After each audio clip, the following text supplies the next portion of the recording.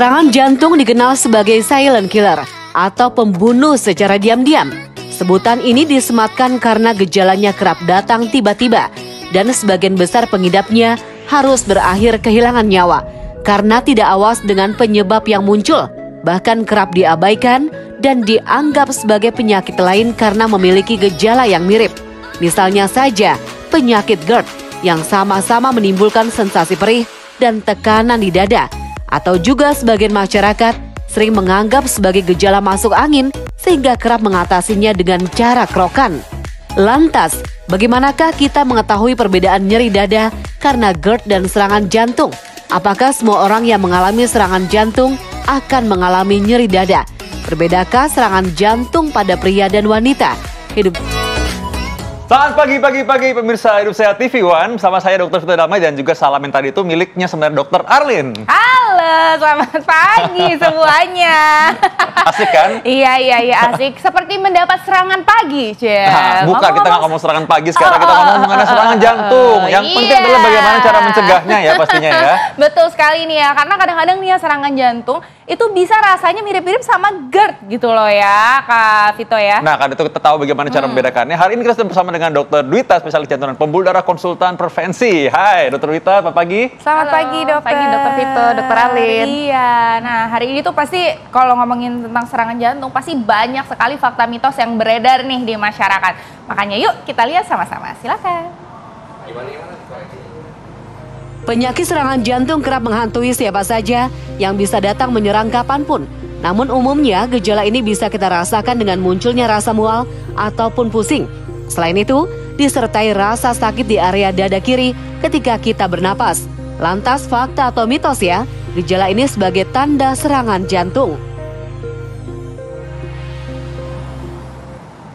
Silakan dokter, Ya, jadi fakta atau mitos? Oke, ini adalah fakta, Dok. Fakta Mual dada kiri sakit saat bernafas itu salah satu tanda dari gejala serangan jantung. Kenapa bisa terjadi gejala seperti ini, dokter? Karena kan kita tahu ya bahwa jantung kita satu letaknya ada di sebelah kiri dan sebenarnya pada saat kita serangan jantung kadang-kadang kita disertai dok oleh sesak nafas gitu dan ada gejala tambahan namanya gejala otonom ya, gejala seperti mual. Kadang pasiennya sampai muntah, sampai keringat dingin seperti itu dok gitu. Nah, selain gejala tadi, apa saja gejala yang lain yang mungkin nih ada orang yang merasakan beda seperti yang tadi itu, tapi kan ada serangan jantung juga. Ini pemirsa perlu tahu nih hal seperti ini. Kalau gejala lain selain sesak nafas, mual muntah, kalau misalkan sakit dada, kadang pasiennya tuh bisa sampai pingsan begitu dok, bahkan sampai henti jantung seperti itu dok, gitu. Karena kadang-kadang gini dok, yang perlu diketahui masyarakat, ini kan mirip-mirip nih sama gejalanya mah gitu ya. Betul. Mual juga, terus udah gitu sakitnya juga di area-area, kadang-kadang ada di bagian dada di area bawah gitu. Betul. Gimana caranya membedakan, oh ini karena penyakit jantung, oh ini karena sakit mah gitu.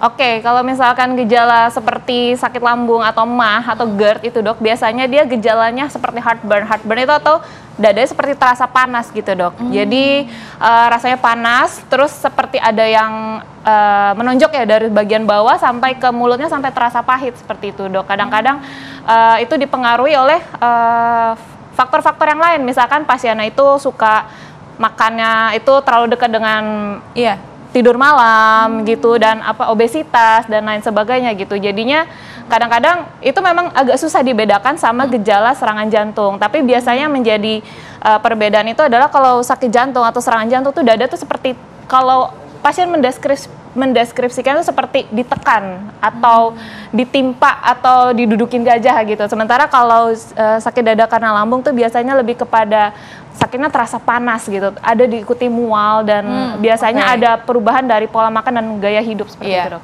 Nah berarti mungkin akan lebih jelasnya lagi kalau misalnya kita ke dokter gitu ya mungkin ya, gimana dokter Vito? Iya. Nah karena kita jangan sampai kita harus mendiagnosis diri sendiri. Kalau memang ada merasakan hal seperti tadi, sebaiknya harus segera mencari tempat rumah sakit ataupun klinik terdekat. Betul. Nah ini berikut ini juga bahaya nih Dr. Arlin, karena soalnya banyak orang yang mungkin nggak tahu mengenai fakta mitos yang berikut ini. Serangan jantung terjadi saat jantung tidak mendapatkan aliran darah yang cukup atau ada penyumbatan pembuluh darah. Serangan jantung pada umumnya terjadi saat tidur di malam hari. Karena saat tidur seluruh otot di tubuh dalam kondisi rileks yang dapat memberikan tekanan lebih pada jalur nafas dan memicunya untuk kolaps. Nah, ini fakta atau mitos ya dok? Ini fakta atau mitos, dokter? Ya, ini adalah fakta sebenarnya, Dok. Fakta. Iya. Waduh, ini gimana ini, Dok? Jadi kalau misalkan serangan jantung itu kadang-kadang, bukan kadang ya, cukup sering. Biasanya kalau kita lagi jaga, mungkin ya Dokter Vito juga tahu ya, sering ketemu pasien serangan jantung itu subuh-subuh datangnya atau enggak dini hari datangnya. Kenapa? Karena pada saat itu ada perubahan sistem hormonal di mana ada hormon-hormon yang bisa memicu terjadinya serangan jantung dan itu cukup tinggi kadarnya terutama saat menjelang subuh. Jadi biasanya pasien-pasien itu datangnya sering kali datang saat menjelang subuh atau dini hari, seperti itu dok. Nah ini banyak yang tanya, makanya kenapa orang biasanya diketemukan serangan jantung mungkin di kamar mandi. Atau mungkin ya ketika bangun, waktunya bangun dibangunkan nggak bisa gitu maksudnya. Iya, karena gini, kalau misalkan serangan jantung salah satu yang memicunya itu ya dok ya, jadi biasanya kalau kita ke kamar mandi, biasanya mohon maaf ya kita untuk buang air besar, pada saat mengedan itu salah satu yang membuat beban kepada jantung. Jadi kalau pada pasien tersebut sudah ada resiko ada penyempitan pada pembuluh darah jantung. Nah, pada saat jantung itu tertambah bebannya karena kita buang air besar, nah itu bisa menyebabkan pasien tersebut kena serangan jantung atau tiba-tiba langsung jatuh di kamar mandi. Kalau keluarga pasien biasanya bilang, tiba-tiba jatuh di kamar mandi gitu. Seperti itu, dok. Oh, tapi berarti sudah ada penyempitan sebelumnya. Betul, ya, dok ya. Oke. Nah, ini pentingnya makanya kita deteksi lebih awal. Jadi kadang-kadang orang tuh check up itu tunggu sakit ada keluhan. Padahal sebenarnya sebelum ada keluhan, sebenarnya mesti check up dulu supaya tahu dulu. Dan yang kedua adalah baik kalau orang-orang yang udah usia lanjut, mungkin jangan sendirian kali ya gitu.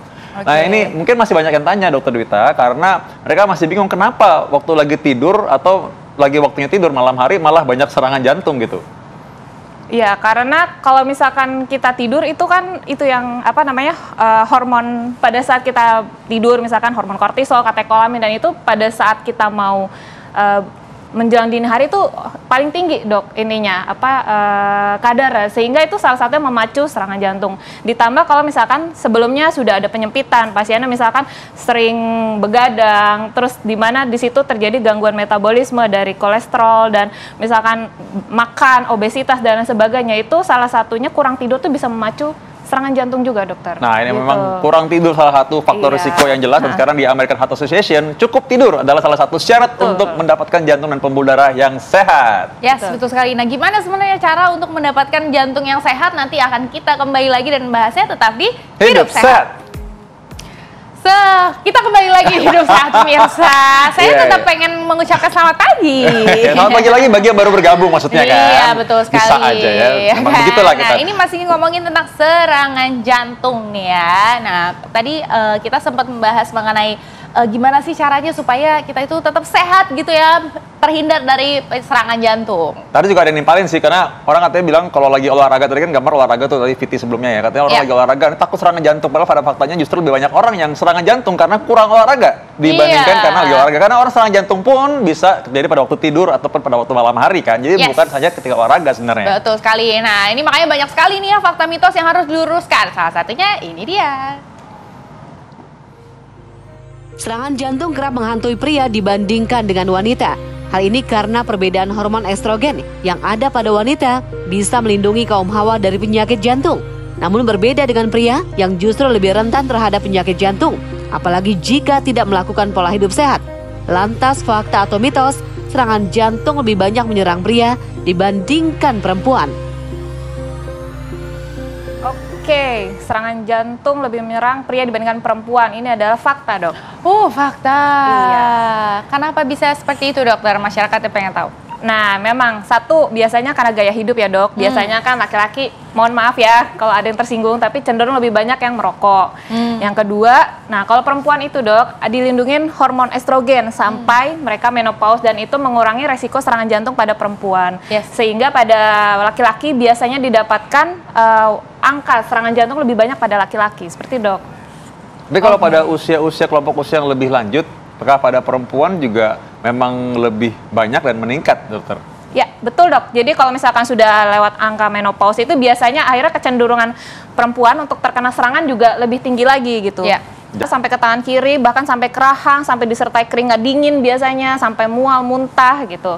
Nah, tapi kalau misalkan yang tidak khas, itu biasanya yang sering satu, nyeri ulu hati. Jadi memang seperti sakit lambung gitu. Yang kedua, biasanya nggak sakit dada, nggak sakit ulu hati, tapi rasanya sesak. Ngap-ngapan gitu, kayak kalau jalan kok tiba-tiba ngos-ngosan, ini biasanya kuat sekarang nggak kuat gitu, atau mungkin nggak ada gejala cuman tiba-tiba keringat dingin aja gitu. Dan yang lebih berat lagi kalau misalkan tiba-tiba pasiennya serangan langsung henti jantung tiba-tiba, nah itu kita kan nggak tahu dia sebelumnya apakah keluhan ada sakit dada atau sesak jantung. Iya betul sekali ya, nah makanya ini perlu waspada sekali nih ya untuk masyarakat yang ada di rumah juga yang lagi nonton, siapapun itu harus tetap diingatkan untuk jaga kesehatannya, olahraga teratur, tidurnya juga harus cukup ya, dan juga makanannya ya dok ya. Yeah. Aku boleh nambahin nggak sih dok masalah tentang olahraga ini dok? Yeah. Nah, jangan pernah takut untuk olahraga, tapi kenalilah apakah Anda memiliki resiko jantung apa tidak gitu.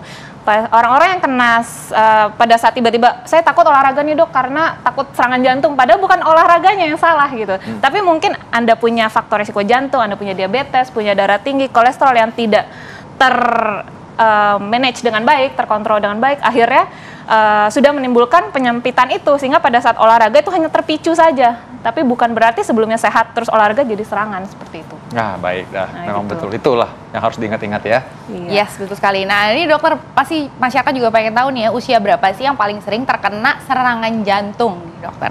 Tapi jangan dijawab dulu dokter, sesaat lagi kita akan kembali, tetap di Hidup Sehat.